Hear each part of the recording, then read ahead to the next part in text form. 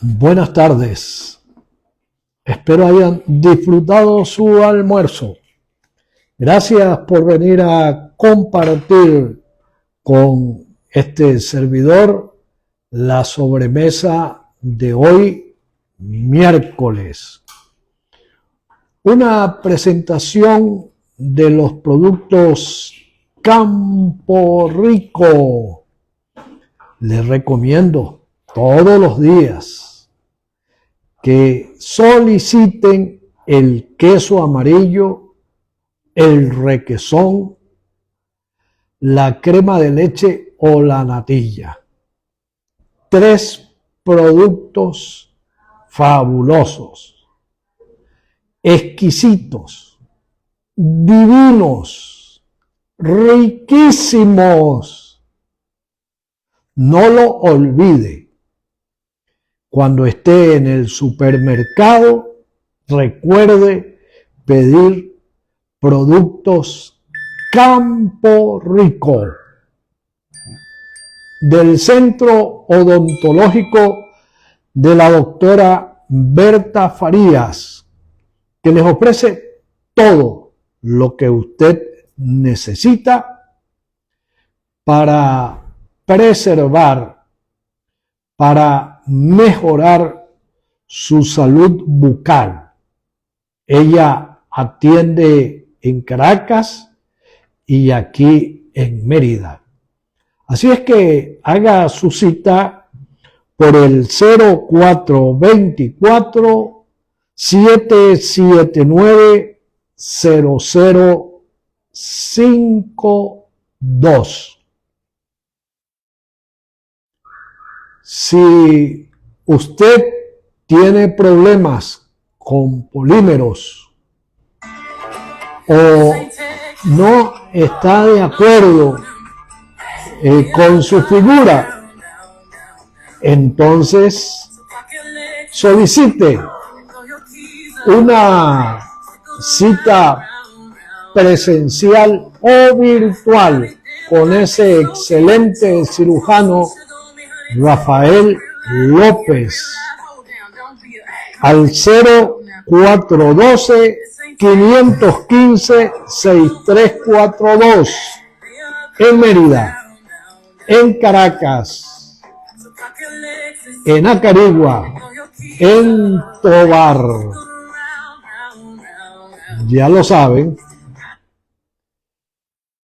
todavía no ha probado el pan de Tito's Pan. ¿Qué está esperando? Tito's Pan les ofrece la mayor variedad de panes. Los que a mí más me encantan son aquellos que sirven para la merienda de su chamo. Por eso, cuando usted vaya al supermercado, no pregunte si hay pan. Vaya directo a los anaqueles, que allí les está esperando la calidad, la variedad y el sabor de Tito's Pan. Bueno, vamos entonces a saludar a quienes ya se han unido para compartir con todos nosotros la sobremesa de hoy. A nuestro queridísimo primo Rafael Horta Briceño, allá en Cali, en Colombia. A Lalo Pino, nuestro amado primo también, allí en La Mara. A Maida Villamizar, a nuestro invitado, el amigo politólogo, profesor de la Universidad de los Andes, José Domingo Sánchez. En un ratico le damos la entrada a nuestra sala. También saludamos a Francia Viva, a otro primo muy querido, Antonio Viloria, Toñito Viloria, allá en los Estados Unidos, creo que es en Kansas City. También, bueno, hoy vamos entonces a comenzar nuestra sobremesa, porque además como nuestro invitado es politólogo y él va a hablar de un evento que se va a realizar en Mérida, el primer Congreso Nacional de Ciencias Políticas, que tendrá lugar, creo que es 8 y 9 de mayo, él nos lo va a explicar bien, José Domingo Sánchez.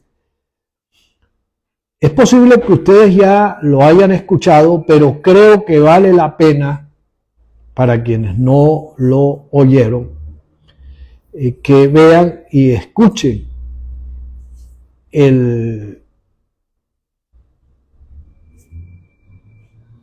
la locución que nos hizo llegar hoy nuestro candidato presidencial para las elecciones del próximo 28 de julio, el embajador Edmundo González Urrutia. Así es que aquí se los dejo. Venezolanos, la honrosa designación de mi persona como candidato.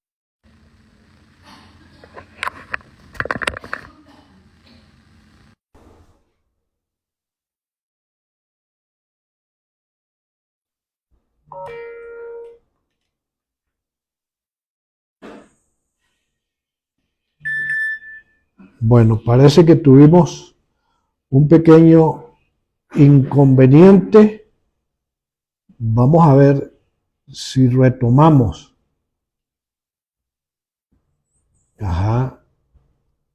Vamos entonces de nuevo.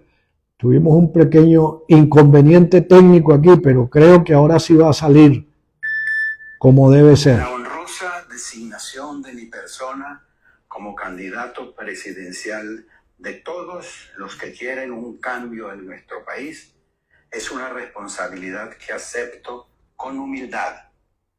Fue una decisión que no esperaba hace unos días. Por eso me tomé este tiempo para enviarles este mensaje.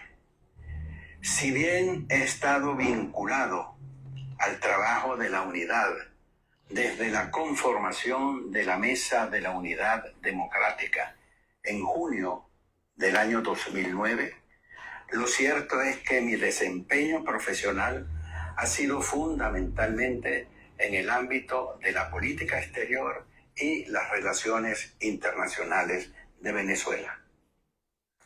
Agradezco a María Corina Machado, ganadora de las primarias y líder de la oposición, al gobernador Manuel Rosales y a la profesora Corina Lloris por su desprendimiento y su respaldo, que hicieron posible la candidatura por unanimidad.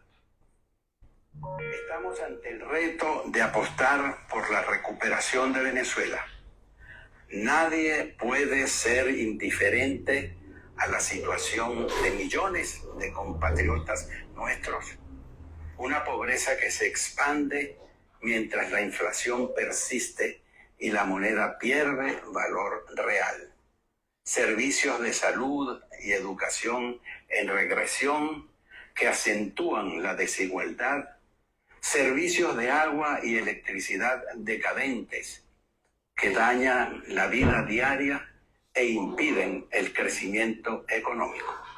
Familias separadas por la emigración masiva, aún a riesgo de su propia existencia. Apostamos por una Venezuela de todos, donde nadie se sienta temor a ser perseguido por sus ideas. Una Venezuela con justicia, donde se garantice la autonomía e independencia de los poderes públicos. Estamos comprometidos a llevar adelante una transición en la que se garantice la libertad de los presos políticos, el retorno de los exiliados y de todos los venezolanos que se han ido y quieren regresar, la adecuación de los poderes públicos para que prive la independencia de los mismos y el posicionamiento para que nuestro país vuelva a ser una referencia democrática internacional.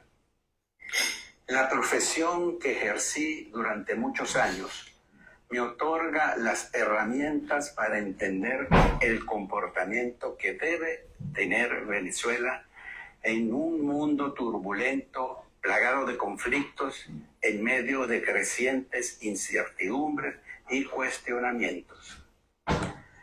Hemos recibido incontables manifestaciones de solidaridad, de respaldo y de apoyo, las cuales son un estímulo para continuar este camino de la reconstrucción democrática. Es la hora de marchar unidos por la recuperación de nuestra democracia. Es la hora de poner a un lado nuestras diferencias y trabajar juntos por alcanzar el triunfo electoral del venidero mes de julio. Levanto las banderas de la unidad, amplia e íntegra, que brinde perspectiva y visión de futuro. Es la hora de la unión de todos los venezolanos. Venezolanos. Bueno, ese fue el mensaje de nuestro candidato presidencial. Vamos a pedirle a José Domingo que por favor solicite ingresar al video para nosotros darle entonces entrada aquí a nuestra sala y comenzar a desarrollar el tema que hoy tenemos previsto. Mientras tanto, vamos a saludar a Belkis Lara, a Nancy Briceño, que ya se han unido. Bueno, ya José solicitud, así es que espero que en unos segundos allí aparezca. Bueno, vamos a ver si acomoda bien su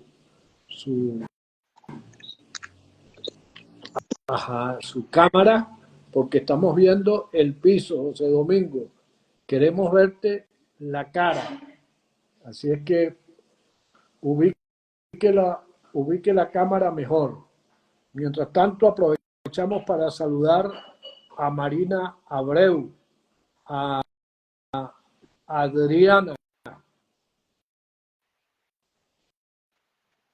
a Alejandro Viloria, nuestro ahijado, primo y CEO del circuito Vino Tinto Radio, allá en Ciudad de México. También queremos saludar a Ana Teresa Rojas. Bueno, tiene algunos inconvenientes allí José Domingo Sánchez. Vamos a ver si logramos que lo solvente. Creo que Don Tuto, ¿me escuchas? Sí, lo estamos escuchando, pero no lo vemos. Ok, estoy tratando de configurar acá la cámara. Eso es importante. Sí, pero no logro descifrar esto, Don Tuto. Déjame ver. Por eso es que hay que estar al día con la tecnología. No me había pasado antes. A ver. Bueno, vaya acomodando su cuestión allí para que comencemos a hablar, pero mientras logras solventar esto, yo quiero decir que ese mensaje de nuestro candidato fue un mensaje muy sobrio. Ahora sí lo estamos viendo, creo José que ahora Domingo. sí Ahora sí lo estamos viendo. pudimos Perfecto, solventar el problema perfecto, no hay de problema. la tecnología, Está bien, del uso de la excelente. tecnología. Muy bien. Bueno, que estoy explicando o diciendo que ese discurso o ese mensaje que envió hoy nuestro candidato es un discurso muy sobrio, un mensaje muy claro, muy profundo y que resume, pero en una micropastilla, cosas esenciales a las que hay que ponerle mucha atención en el ejercicio del próximo gobierno. La Así educación, es. la salud, el respeto a los derechos humanos y fundamentalmente que nadie en este país se vuelva a sentir perseguido por pensar de una manera diferente a quienes ejercen el poder. Así es que como tú eres politólogo y como vamos a hablar, eh, por supuesto, de varias cosas, pero fundamentalmente de ese primer congreso de ciencias políticas que se va a realizar acá en Mérida, creo que 8 y 9 de mayo. Bueno, pues debemos comenzar escuchando tu opinión en relación a lo que ha ocurrido entre el lunes y el día de hoy por la conducta criminal del Consejo Nacional Electoral que se pasa por el forro toda la normativa jurídica cuando no es de interés para la tiranía. Así es que te escuchamos. Muchas gracias, don Tuto. De verdad que agradezco la oportunidad que me das y bueno, un saludo a las personas que se han conectado y que siguen tu programa, pues. De verdad que sobre ese asunto, lo primero que tengo que resaltar es que cuando uno estudia los sistemas electorales, cuando uno estudia los sistemas políticos y sobre todo cuando uno estudia las democracias, entiende que las elecciones deben tener dos requisitos fundamentales. Los procesos electorales deben tener dos requisitos fundamentales, entre algunas otras características. Y estos son que los procesos electorales deben ser certeros. Cuando digo que deben ser certeros, es que toda la institucionalidad, todas las leyes, todas las normas que rigen los procesos electorales deben ser claros, deben ser ciertos, se deben conocer con suficiente anterioridad todas las partes para que sepan cuál es el camino que se va a transitar y que además estén de acuerdo. En el caso venezolano, esa es una de las características que no tenemos, esa es una de las características que sobre todo eminentes politólogos como por ejemplo Steven Levitsky, cuando conversó sobre los autoritarismos competitivos, cuando conversó sobre los regímenes híbridos, señalaba como una de las grandes debilidades o como una de las características de estos autoritarismos competitivos, es decir, que no son certeros en el momento en que se establecen las normas, los procesos electorales. Y una evidencia de eso la acabamos de tener, no solamente con lo que pasó hace 3, 4 días atrás, sino por la manera sobrevenida incluso como se convocó el proceso electoral, las elecciones. Entonces, sobre esto es lo primero que quiero resaltar, es decir, no es de extrañar que en sistemas como el que tenemos en la actualidad, que insisto, célebres politólogos como Levitsky dan en definirlo como autoritarismos competitivos, se presenten situaciones de estas características. Es decir, no tenemos la certeza de cómo va a ser el proceso electoral, aun cuando incluso tenemos un cronograma, porque al final la institución responsable, en este caso el CNE, termina haciendo ajustes a su conveniencia y además sin siquiera explicar las razones y los motivos. Fíjense, por ejemplo, el registro electoral, que sí es un asunto sumamente medular, sobre todo en las situaciones en las que estamos, y sobre todo porque los últimos días en los que el registro electoral estuvo abierto para su actualización o para la inscripción de nuevos electores, esos lapsos del registro electoral no se ampliaron, no hubo prórroga. Quizás ahí hubiésemos celebrado esa decisión. Luego, en donde sí hubo una prórroga, además no solicitada, porque nadie la solicitó, sino que fue emitida de manera ejecutiva, fue en los lapsos para las modificaciones y adhesiones de las candidaturas. Y en este caso vimos por todo lo que tuvo que pasar los candidatos que renunciaron y que quisieron apoyar la opción que está inscrita en la tarjeta de la unidad, es decir, el candidato Edmundo, que además celebramos su discurso. Yo soy una de las personas, lo reescuché ahorita cuando lo pusiste, ya lo había escuchado esta mañana, y de verdad que celebro el discurso, sobre todo por dos razones. La primera es que creo que le está enviando un mensaje de amplitud, de tolerancia, de pluralismo a toda la clase política venezolana y especialmente a los electores venezolanos que queremos cambios, que queremos reformas, que queremos una Venezuela positiva. Y luego está haciendo un llamado suficientemente claro y contundente a la unidad, ¿verdad? Basándose en unos argumentos además que son muy valiosos, y es que es la necesidad de tener calidad de vida, ¿sí? La necesidad de tener una Venezuela mejor. Y eso lo celebro, además de que celebro también el reconocimiento que con gallardía y humildad le hace a María Corina Machado, a Manuel Rosales y a la profesora Corina Lloris. Es decir, creo que el candidato debuta con una, para decirlo en términos taurinos, debuta con una presencia en la arena muy buena. Sí, y además creo que dijo lo que necesitamos y queremos escuchar del candidato. Entonces, con relación a tu pregunta, creo que ahora tenemos que estar preparados, Tuto, para que ante la incertidumbre que caracteriza el comportamiento de las instituciones en este país, y específicamente de la institución electoral, vengan de nuevo comportamientos, decisiones, medidas que se parezcan mucho a lo que acabamos de vivir. Todavía hay mucha tela por cortar. Sin embargo, creo que en este caso los factores democráticos actuaron de manera certera, actuaron como se tenía que actuar ante la arremetida institucional.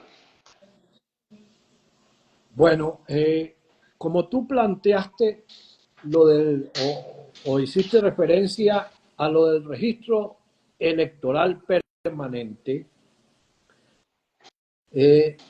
yo de verdad que no entiendo por qué si el Consejo Nacional o el Poder Electoral tiene incumbencia sobre el registro civil, ¿cómo hasta ahora no se ha aprobado alguna norma que permita que todo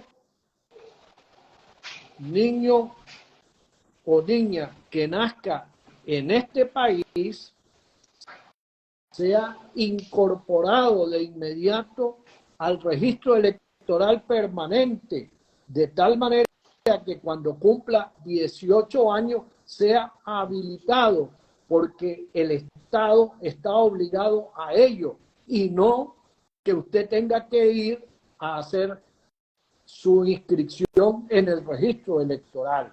¿No crees tú? Así es, y sobre todo porque el sistema electoral venezolano se caracteriza porque es automatizado. Entonces no sería muy complicado incluir elementos de esas características porque el mismo sistema lo facilita. pero aquí es una cosa que al final nos detenemos o limitamos el uso de los avances tecnológicos solamente para la conveniencia del momento específico. Pero por supuesto que es una muy buena propuesta y además facilitaría el ejercicio del voto a la ciudadanía, que creo que al final es hacia allá lo que tiene, a lo que tenemos que apuntar, es decir, facilitarle el voto a todos los ciudadanos. Yo recuerdo que en Guaraque, don Braulio Vergara, que era el papá de Emma Vergara, que era un líder de Copey allí en esa zona, cada vez que nacía un niño en Guaraque, en ese municipio, él lo anotaba en un cuaderno. Y entonces cada vez que había una campaña electoral, él revisaba y sabía quiénes eran los que deberían inscribirse en el registro electoral. Y entonces hacía el reclutamiento, bueno, y siempre ganaba Copey allá en Guaraque. Total que si en esa oportunidad no había nada de tecnología, ¿cómo no lo vamos a hacer hoy? No tiene sentido, pues. Que no tienen interés en que efectivamente todos los ciudadanos puedan ejercer su derecho al voto, sino ellos quisieran que solo lo hicieran quienes van a votar por ellos y más nadie. Permítame saludar aquí a Crismar Carolina Salas, a Canoas y Vega, creo. También a Yesenia Salas, a Caterín Alesca, a Gracie Aldana, a Reinaldo Sánchez Parra, a Guaymacana, nuestra queridísima amiga paisana de los pueblos del sur, de allá del Viento, en Guaymaral, Genarina Ramírez Garófalo, que ahora está en Suiza. Saludamos también a Enea Sonocaro. La verdad es que no, ahí no entiendo, va a tener que barajármelo. A Ángel Urdaneta, igualmente a Luis Carbonel P. Muy bien. Ahora, José Domingo, fíjate tú que hoy nos hemos enterado que a la gente de Fuerza Vecinal que quiso adherirse para apoyar la candidatura de Edmundo González Urrutia, el Consejo Nacional Electoral no se lo permitió y en consecuencia apoyaron a Antonio Ecarri. Bueno, total que aquí seguimos en un escepticismo total con estos delincuentes que están en el CNE como el resto de los que conforman esta tiranía, chicos. Y lo único que les falta es que un día antes de las elecciones entonces aprueben una norma que establezca que quien gana las elecciones no es el que saque más votos, sino el que saque menos votos. ¿Qué crees tú? Bueno, dejé de escucharte hace 3, 4 segundos atrás. Ahora sí. ¿Qué ya volvió la imagen, okay, pero ya. no escuché los últimos segundos. Lo que decía era que esta gente es tan delincuente que no nos extrañe que el día antes de las elecciones aprueben una disposición que establece establezca que el que gana las elecciones no es el que tenga más votos, sino el que saque menos votos.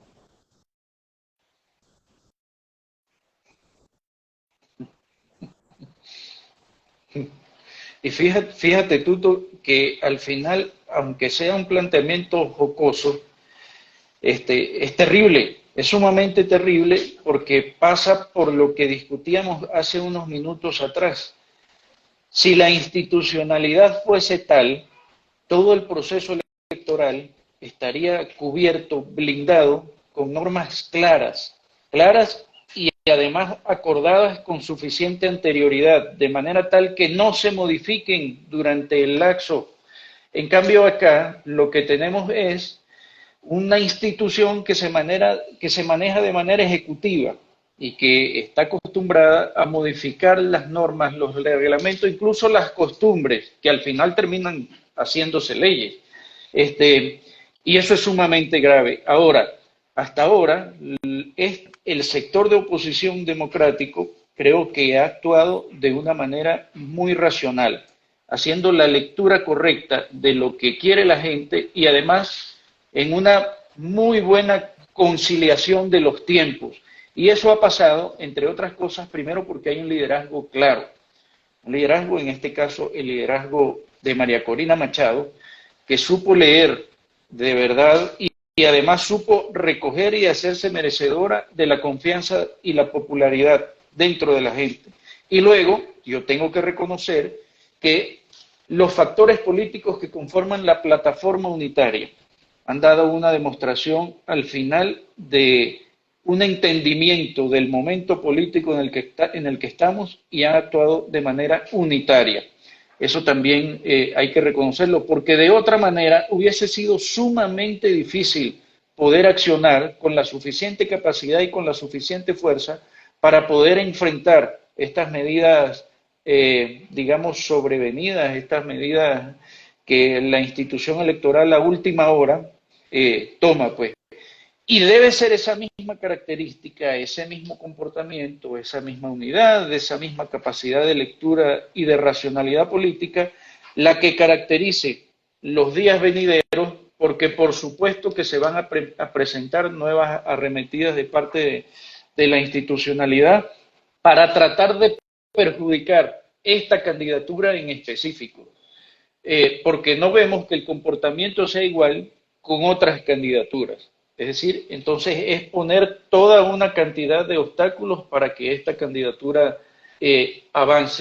Sin embargo, también entiendo que gracias al lobby y aparte de esta lectura política racional, al lobby que se ha hecho a nivel internacional, sobre todo en presidentes en sistemas que tienen una alta influencia, como por ejemplo en Colombia, con el presidente Petro, y en Brasil, con el presidente Lula, ese lobby que se ha hecho ha dado el resultado. Y ha dado el resultado, entre otras cosas, ¿por qué? Porque estos presidentes también son presidentes de izquierda, pero son presidentes de una izquierda que para estos asuntos reconocen la institucionalidad, que para estos asuntos se manejan de acuerdo a la Constitución y las leyes, es decir, al respeto al Estado de Derecho de cada uno de estos países. Y lo decía el mismo Lula, él tuvo que pasar incluso por momentos en los que estuvo preso, en los que sus derechos fueron cercenados. Sin embargo, el mismo sistema le permitió participar y ganar la elección. Es decir, la institucionalidad tiene que prevalecer. Y en este caso, esa presión, ese lobby que se ha hecho para la presión internacional, ha surgido efectos. Ha surgido efectos. Y yo creo que ese es el camino que se tiene que seguir transitando. Es decir, el camino del lobby, el camino de la presión, el camino de la unidad, el camino de la certeza y sobre todo el camino electoral. Muy bien, vamos a saludar a Miguel Ruiz 59, a Eduardo Mora, a Faricísima. Ajá, perfecto. Bueno, ahora, José Domingo, hablemos de este primer Congreso Nacional de Ciencias Políticas que tendrá como sede a Mérida los días 8 y 9 de mayo. Así es. Y don Tuto, yo estoy muy contento. Estoy muy contento primero porque creo que es oportuno que la política se revise. La idea de política, el concepto de política, lo tenemos que revisar. Lo tenemos que revisar de cara sobre todo a que en los últimos tiempos la política ha sido vilipendiada, la política ha sido señalada, la política ha sido tergiversada. Y usted escucha normalmente en el común de la gente un descontento hacia la política y hacia los políticos. Eso lo tenemos que tratar. Y qué mejor, qué bueno que sea desde la academia, qué bueno que sea desde la Escuela de Ciencias Políticas, qué bueno que sea desde la universidad. Eso por un lado. Pero también es que la ciencia política amerita una revisión, sobre todo la ciencia política acá en Venezuela. Y a propósito de eso, con esos dos grandes objetivos, ¿verdad?, es que planteamos la necesidad de realizar un evento que permita además el fortalecimiento de las actividades de extensión académicas de nuestra universidad. Y eso se concreta en la realización del primer Congreso Nacional de Ciencias Políticas, ULA 2024. Este congreso tiene su génesis en una serie de foros y de talleres, de seminarios que hemos venido impulsando desde la Cátedra de Análisis Político, desde el Departamento de Análisis Político de la Escuela, desde hace más o menos 3 años atrás, en los que nos preocupamos porque nuestros estudiantes, además de recibir la educación que reciben las aulas de clase, que corresponde al pensum de estudio, también pudiese recibir una educación producto de los foros, de los seminarios, y comenzamos a hacer estos eventos, a hacer estas actividades, invitando a profesores de otras escuelas, de otras facultades, pero sobre todo, invitando a personas que son protagonistas de la política, del mundo actual, porque tiene que haber una relación inmediata, constante, amalgamada, indisoluble, entre la academia y el acontecer político real, lo que está en la calle, pues lo que está ocurriendo. Y comenzamos a realizar eso desde la Cátedra de Análisis Político que dirijo, pues, y tuvimos un éxito rotundo. Y entonces tuvimos la presencia de profesores como el profesor Fortunato González, como el profesor Luis Caraballo, como el exgobernador Florencio Porra, por cierto, que estuvo en un debate con el profesor Luis Caraballo, y fue una cosa maravillosa. Maravillosa desde el punto de vista académico y sobre todo desde el punto de vista de la política con P mayúscula, porque ahí los muchachos aprovecharon para hacer preguntas. Y hoy, que en el caso del exgobernador está militando en las filas de la oposición, hubo preguntas como ¿qué estaba pensando usted en ese momento que lo llevó a tomar las armas de la República, siendo usted el garante? Y de verdad que hubo un debate que considero muy oportuno, porque es historia real, es historia viva, es historia contemporánea. No podemos hacer análisis político, estudiar la ciencia política sin tener esos detalles, sin tener esos... Entonces, gracias a esos foros, realizamos el año pasado el primer simposio andino de política. Y fue un evento que, a pesar de las limitaciones que tuvimos, fue un evento que dio unos muy buenos resultados. Tuvimos ponentes de la talla del profesor Alejandro Gutiérrez, del profesor Virgilio Castillo, del profesor rector Lester Rodríguez, del mismo profesor Fortunato, etc. Y con esa experiencia, con el éxito que tuvimos, comenzamos a programar nuevos eventos, esta vez de una manera un poco más ambiciosa. Y a finales del año pasado, con la incorporación del movimiento estudiantil, con quien hemos venido trabajando de manera unificada, específicamente con el Centro de Estudiantes de la Escuela de Ciencias Políticas, el bachiller Andrés Hernández, con la incorporación del movimiento estudiantil nos planteamos la meta de realizar un congreso. ¿Por qué un congreso? Primero porque debe tener la importancia académica, con unos resultados que sean publicados, y luego porque deberíamos incorporar la participación de toda la universidad venezolana, en este caso de todas las escuelas políticas de las universidades, de las distintas universidades en Venezuela. Y esa fue la meta que nos propusimos y ese es el resultado que vamos a tener los días 9 y 10 de mayo. Es decir, acá en Mérida vamos a realizar este congreso los días jueves 9 y 10, viernes 10 de mayo, y se va a realizar en el aula magna de nuestra universidad, es decir, que tiene un carácter simbólico importantísimo. Lo vamos a realizar ahí y va a estar enmarcado dentro de la semana aniversario de la Escuela de Ciencias Políticas. 44 años cumple nuestra escuela. Y entonces, ¿qué mejor manera de celebrarlo que realizando este foro, este congreso? Que además es un congreso que está configurado de una manera multidisciplinaria. Es decir, en él vamos a participar no solamente politólogos, por ser el Congreso de Ciencias Políticas, sino que su criterio multidimensional va a permitir la participación de economistas, por ejemplo, distinguidos economistas como el profesor José Manuel Puentes, profesor de IESA y de algunas universidades en Estados Unidos y en Inglaterra. Va a estar el profesor Luis Vicente León, también economista, presidente de Data Analysis, y quien, por cierto, siempre se ha caracterizado por emitir opiniones que son muy polémicas, pero que al final tenemos que mirarlas, tenemos que estudiarlas y tenemos que debatirlas. Bienvenido el debate.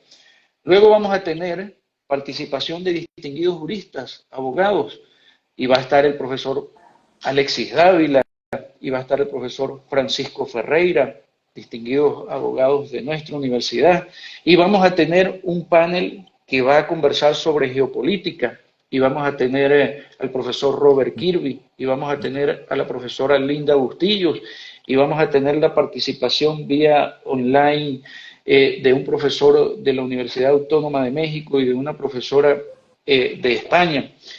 Y luego vamos a tener, se me olvidaba, otro de los reconocidos juristas que viene, es el profesor Jesús María Casal, que además de ser decano de la Facultad de Derecho de la Universidad Católica Andrés Bello, fue el presidente de la Comisión Nacional de Primarias. Entonces, es una figura estelar que tiene mucho que conversar con nosotros, es decir, que podemos aprovechar su intervención para el enriquecimiento de este evento. Y bueno, vamos a tener el bloque dedicado a elecciones y democracia, ya un poco más politológico, más centrado en el área, en el que va a estar el profesor José Antonio Rivas Leones, politólogo decano de la Facultad de Ciencias Jurídicas y Políticas de nuestra universidad, y va a estar el profesor Enrique Andara, politólogo, que es el director del Centro de Estudios Políticos y Sociales de América Latina, que es el centro que tiene la maestría y el doctorado en ciencias políticas acá en nuestra universidad. Y en el caso mío, haré una intervención sobre el estado actual de la ciencia política en Venezuela, porque siendo un congreso de ciencia política, tenemos que poner en perspectiva la situación de la ciencia política en Venezuela como abrebocas para comenzar el debate. Entonces, básicamente, don Tuto, esa es la agenda que tenemos preparada, configurada para la realización de este congreso, que además, a nuestro favor, tengo que decir que qué bueno que es en la Escuela de Ciencias Políticas de la Universidad de los Andes, qué bueno que es desde la provincia, que estamos impulsando este tipo de eventos que no se realizan en el país desde hace 10, 12 años atrás. Qué bueno que es desde la Universidad de los Andes que estamos contribuyendo a estrechar los lazos entre la universidad y la sociedad, y en este caso el mundo político. Y qué bueno que es con esa intención, sobre todo en un momento tan coyuntural como el que estamos atravesando, porque parte del mensaje es desde la academia está aquí, la academia está haciendo su trabajo, la academia está cumpliendo con su labor. Luego, qué bueno que la política y lo político nos podamos entremezclar para que de esta relación, de este feedback, surjan ideas que sean constructivas, que contribuyan a el devenir político venezolano y que nos permitan tener una perspectiva suficientemente clara de lo que pueda estar ocurriendo en el corto y mediano plazo y contribuir para saber cómo abordarla. Básicamente, esos son los, digamos, en términos generales, la idea que queremos plantear en este congreso. Ok, permítame saludar a José Moreno, a Nicole Victoria, a José Manuel Serna. Porque es que no hay ninguna duda, José Domingo, nuestro invitado hoy, y le agradecemos mucho que está compartiendo con todos nosotros esta sobremesa, es José Domingo Sánchez, quien es politólogo y es profesor de la Escuela de Ciencias Políticas de la Universidad de los Andes, con miras a este primer Congreso Nacional de Ciencias Políticas que se realizará acá en Mérida 9 y 10. Entonces, dos cosas. La primera es que no hay duda de que aquí habrá que hacer una reingeniería, más que de la política, de los políticos, porque es que de repente usted escucha a alguien decir es que los políticos no sirven para nada, los políticos son los culpables de todo lo que está ocurriendo, pero resulta que quien lo dice es alguien que está actuando en el campo de la política. Entonces, él está dentro o fuera de ese grupo de lo que él llama culpables de todo lo que ha ocurrido. Pero en segundo lugar, es también indispensable que vayamos rescatando algo que lamentablemente se ha perdido en la política venezolana, que es la tolerancia.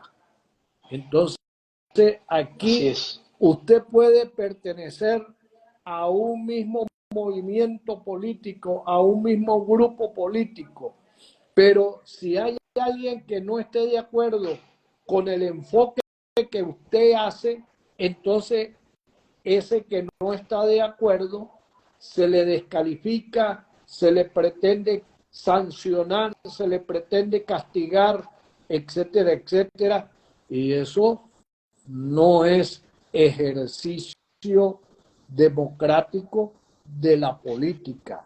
Y lo otro que quiero es saber quiénes pueden participar en ese congreso, si es abierto, si está limitado solo a los politólogos o a quienes estudian ciencias políticas, etcétera. La configuración del evento nos permite que esté dirigido a todo aquel que quiera participar, que tenga interés, que tenga ganas. El evento, como lo mencionábamos hace rato, se va a realizar en el aula magna de la Universidad de los Andes, y lo que quizás el elemento que pudiese marcar alguna diferencia es que es un evento que va a ser, que tiene un costo, es decir, para los profesionales y público en general va a costar $25. Esa información está publicada en las redes sociales. Y para los estudiantes costará $15. Y esto, que además consideramos que es un monto sumamente accesible, porque son 2 días de jornada, además con unos ponentes de alta categoría, lo recaudado en este evento va a ser para atender algunas necesidades de la Escuela de Ciencias Políticas, que, ojo, son bastantes las que tenemos, pero esperemos que esto por lo menos contribuya a atender algunas, pues. De manera tal que las personas que se inscriban, además de participar y tener la oportunidad de compartir con estos ponentes y de recibir ese feedback del que hablábamos con anterioridad, va a estar contribuyendo a la recuperación, en este caso física, de la Escuela de Ciencias Políticas de la Universidad de los Andes.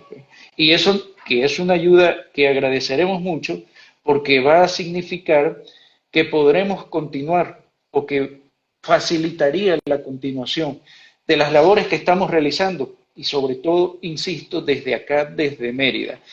Y fíjate, don Tuto, que yo lo planteo de esa manera, porque es que a veces se presenta esa dicotomía entre el centro y la provincia, porque es que a veces creemos que es solamente la Universidad Central o la Escuela de Estudios Políticos de la Universidad Central. No, hay 8 escuelas más en el país, pero sobre todo tenemos la Escuela de Ciencias Políticas de la Universidad de los Andes.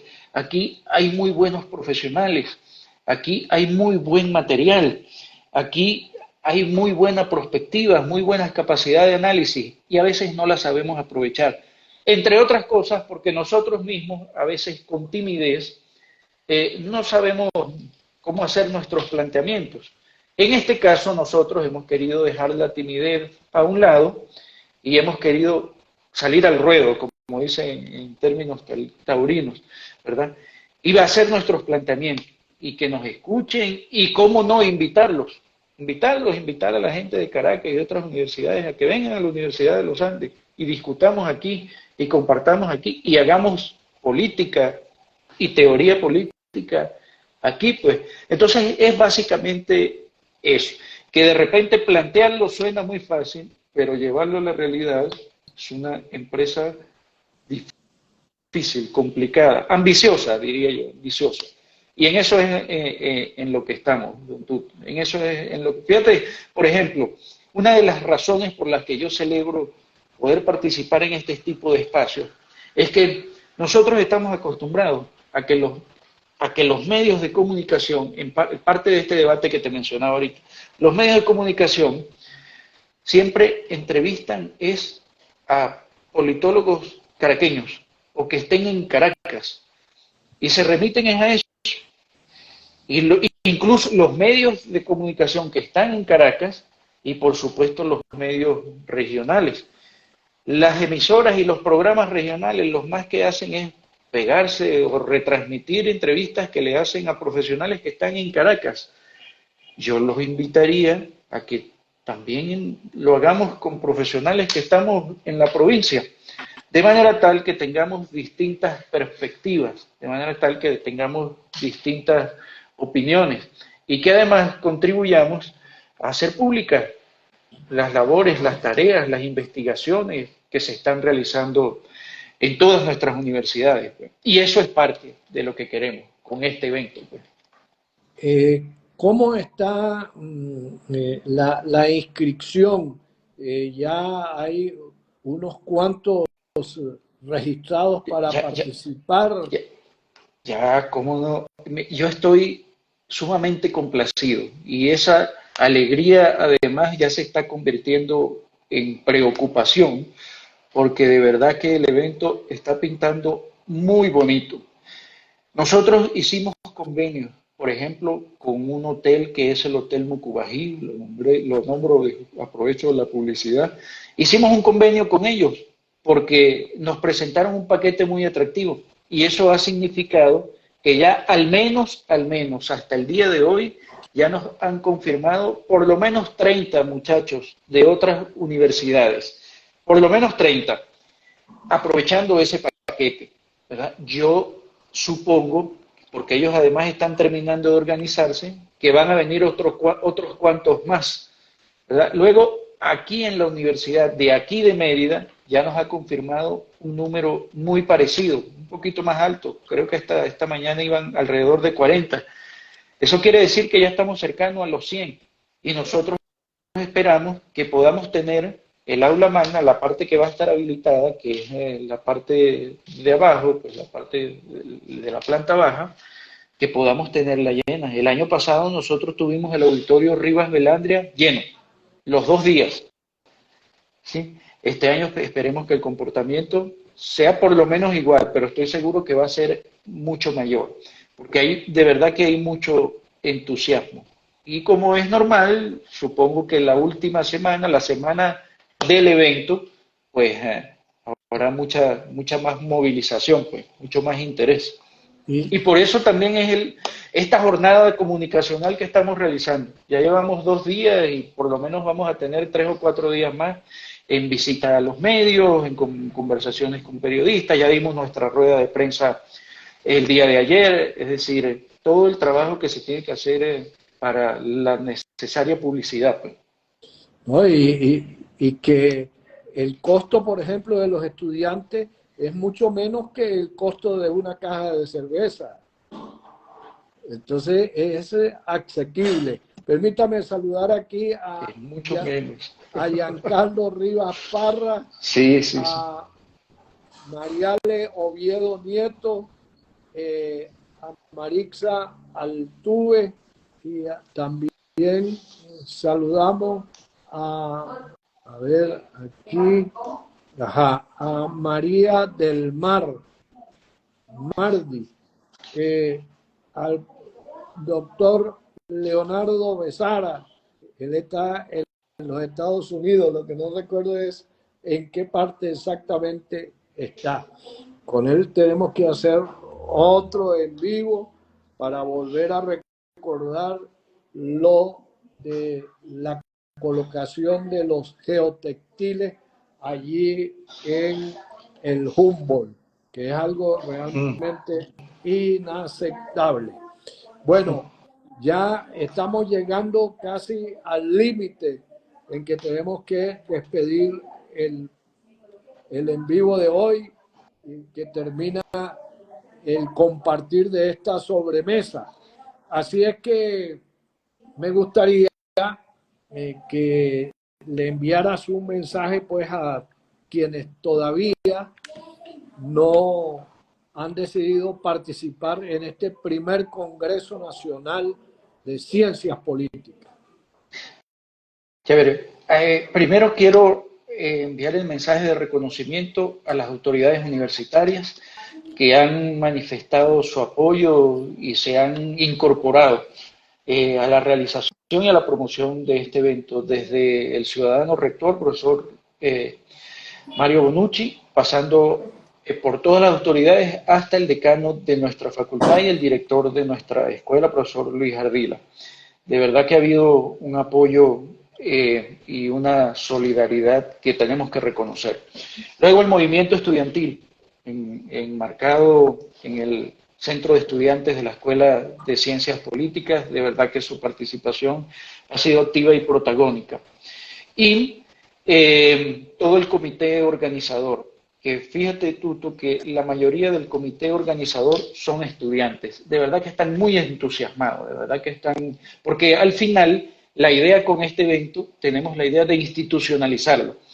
¿Qué quiere decir? Que a partir de este año, en la celebración de la Semana de la Escuela, podamos realizar un evento de estas características. Que todo el mundo de la ciencia política sepa que la primera semana de mayo se realiza el Congreso de Ciencias Políticas en Mérida. Y como hacíamos antes, nos preparábamos con suficiente antelación para acudir al evento. Esperamos que eso se institucionalice.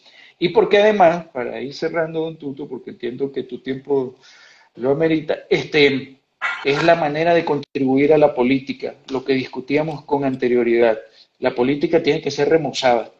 Y eso significa porque contribuyamos a formar a los políticos, que son los que al final terminan siendo la cara visible de la política, ¿verdad? Y que contribuyamos a formarlos y que contribuyamos a educarlos en política, en el ejercicio de la política, al menos en los aspectos en los que la ciencia política tiene injerencia y participación inmediata.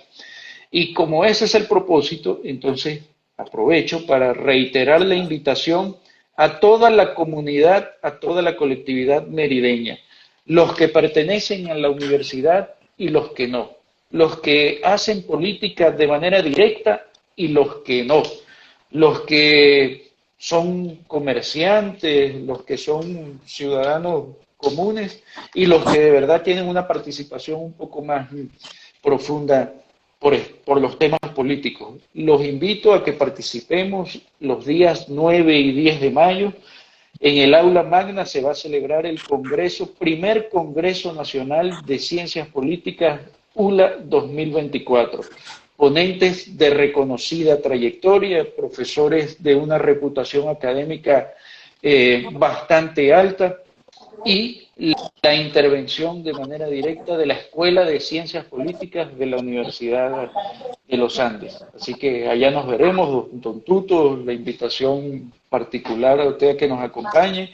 Y bueno, a toda la colectividad y muy agradecido por el espacio y muy agradecido a las personas que nos escucharon, que se incorporaron a este live y pedirles que seamos distribuidores de esta información, que la hagamos llegar a todos los espacios que podamos. Ajá. Antes de despedirte, José Domingo, déjame saludar aquí a un amigo como hermano, David Monter Suber, allá en San Cristóbal, hermano de mi inolvidable Charlie Monter. También vamos a saludar a Omega Perdomo Carrillo, a Domingo Alberto Moreno Chuecos. Ajá. Rápidamente, José Domingo, ¿por qué hay tan pocos politólogos ejerciendo la actividad política, esa actividad diaria? ¿A qué se debe? Esos temas de debate, por ejemplo, ese tema va a ser parte de mi ponencia en el Congreso, pero podemos conversar brevemente sobre el asunto. Una de las cuestiones es que la carrera se ha convertido en una carrera, digamos, algo elitesca. Elitesca, ¿por qué? Porque terminan estudiando ciencia política, sobre todo las personas que tienen un interés por los partidos políticos, por su participación en partidos políticos y luego para hacer política por esa vía. Esa es una parte de la realidad, ¿verdad? La otra parte de la realidad es que acá en nuestro país la ciencia política todavía no ha obtenido el conocimiento necesario, que sí lo hay en otros países. Y entonces el campo laboral es sumamente restringido. Y luego usted ve, por ejemplo, que en los distintos manuales de cargo de la administración pública, sobre todo la administración pública, son pocos, son breves los cargos que están destinados o abiertos para politólogos. Sí habrán algunos muy específicos, y luego los que hay son oportunidades, son cargos en los que dicen lo puede ocupar un economista, un sociólogo y un politólogo, es decir, no tienen la exclusividad del politólogo. Entonces termina eso reduciendo un poco el campo laboral. Y el otro factor, ¿verdad?, es que en efecto la crisis social, el tema pandemia en los últimos años, afectó mucho la universidad en general y las escuelas de ciencia política en particular. Y apenas desde hace un par de años para acá es que hemos venido reactivándonos y teniendo de nuevo una matrícula interesante, un interés. Y eso es sumamente significativo porque, a ver, hay una discusión muy célebre entre si los que hacen política deberían ser politólogos. Porque es que, a ver, los que ejercen el derecho son abogados. Usted no puede ir a un tribunal si no es abogado.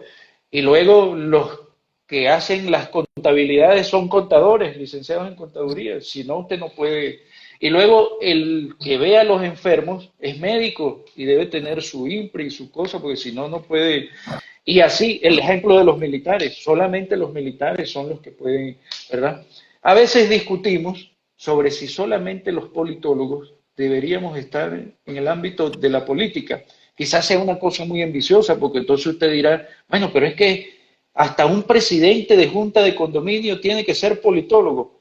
No, tampoco somos tan extremistas, pero sí contribuir a que, pero sí nos tenemos que educar en ciencia política, en política, sí nos tenemos que educar. Y esa es parte de la labor que realizamos los politólogos, ¿verdad? No es que tenemos que ser muchos, pero tenemos que ser lo suficientes como para cumplir esa labor, como para contribuir con los análisis, con los escritos, con los artículos, etcétera, etcétera, con las discusiones y sobre todo con actividades como esta que están enmarcadas en el Congreso. Muy bien. Vamos a ver si el 9 y el 10 de repente podemos compartir la sobremesa desde allá, desde el aula. Sería muy bueno. Vamos a tener habilitados espacios. a ponernos de espacio para que acuerdo. los, Vamos a sí, ponernos para que los de acuerdo. periodistas que quieran transmitir en vivo tengan allá su espacio para que lo puedan hacer. ¿Cómo no? Bueno, saludamos a Nancy Newman Millán de Cremas y Lociones Renew allá en México, pero también sigue aquí en Venezuela la empresa en Mérida. Igualmente saludamos a Emery González. Bueno, hemos llegado al final de este en vivo. Agradecemos muchísimo al politólogo, profesor de la Escuela de Ciencias Políticas de la Universidad de los Andes, José Domingo Sánchez, por haber compartido con todos nosotros la sobremesa de hoy. Y a ustedes, como todos los días, les agradezco en el alma que me hayan acompañado y que hayan compartido con todos nosotros esta sobremesa y los espero mañana a partir de la 1 de la tarde. Será hasta mañana. Muchas gracias, don Tuto.